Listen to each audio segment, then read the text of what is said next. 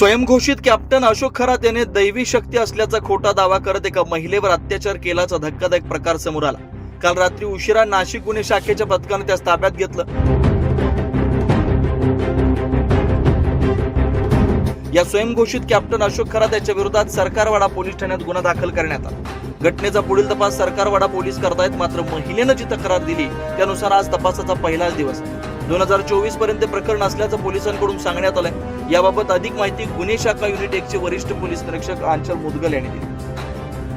Police station Sarkarwada येथे CR number 74/2024 असा गुन्हा दाखल झालेला आहे। फिर्यादीच्या तक्रारीवरून भारतीय न्यायसंहिता कलम 64, 74, 351 आणि जादूटोणा प्रतिबंधक कायदा कलम 3, कलम 1, 2 प्रमाणे हा गुन्हा दाखल करण्यात आलेला आहे। तपास चालू आहे। क्राईम ब्रांच युनिट 1 आणि गुंडा पथक तपास करीत आहे। काय तक्रार होती सर? फिर्यादीच्या तक्रारीवरून FIR दाखल करण्यात आलेली आहे। काय तक्रार होती? काय घडलं? आपण काय गुन्हा दाखल केला? ती महिलेच्या तक्रारीवरून गुन्हा दाखल करण्यात आलेला आहे। महिलेचं नेमकं काय फिर्यादीमध्ये म्हणणं काय होतं? काय तक्रार काय होती तेवढंच फक्त? शारीरिक शोषणाबद्दलची तक्रार। सर कुठले कलम?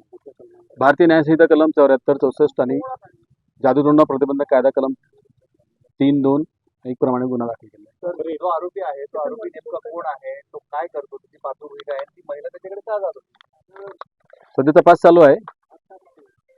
फिर्यादीचं नाव उघड होऊ नये म्हणून जास्त डिटेल देता येणार नाही।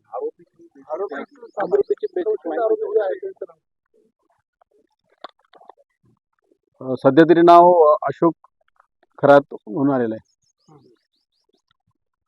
किती महिलांच्या तक्रारी आहेत? सध्या एकच तक्रार। काय नाही, अजून काहीच निष्पन्न। जस्ट गुन्हा दाखल झालेला आहे, अजून तपास चालू केलेला आहे। ते ज्योतिषी होते, भविष्य सांगतात, अंकशास्त्राचा अभ्यास आहे अशी माहिती मिळते आहे। महिलांचं शोषण करत होते अशी चर्चा आहे। नेमकं आपल्याकडे काय तक्रार दिली होती आणि आपण काय पुढे तपास करतो?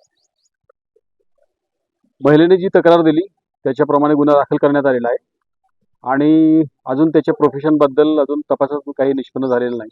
आज नेमका पहिलाच दिवस आहे, तपास सुरू आहे। तर काही व्हिडिओ देखील आहेत, मोठ्या प्रमाणात व्हिडिओ आपण जप्त केलेले आहेत, CCTV म्हणा किंवा इतर, त्याबद्दल काय माहिती? सध्या तपास सुरू आहे, अजून भौतिक कोणताही पुरावा आपण जप्त केलेला नाही।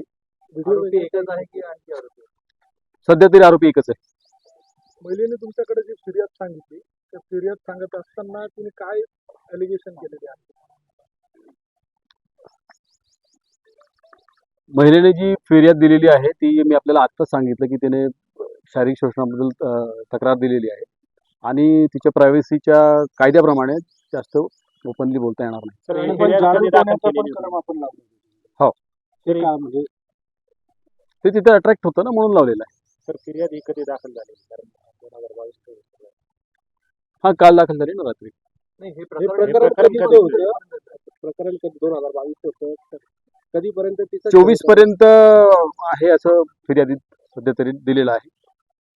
आणि जे अत्याचार झाल्याचं फिर्यादीचं म्हणणं आहे ते नेमकं कुठे, म्हणजे एकाच ठिकाणी झाले एका वेगवेगळ्या ठिकाणी बोललं, नेमकं काय झालं? प्राथमिकता तरी एकाच ठिकाणी झालं तर दिसते। तपास अजून सुरू आहे। सदर घटनेचा पुढील तपास सरकारवाडा पोलिसांकडून करण्यात येतोय। मात्र या प्रकरणात आणखी काही धक्कादायक खुलासे होऊन काही संशयितांची नावं पुढे येणार का हे बघणं महत्त्वाचं असणार आहे। 9 न्यूज महाराष्ट्र ब्युरो, नाशिक।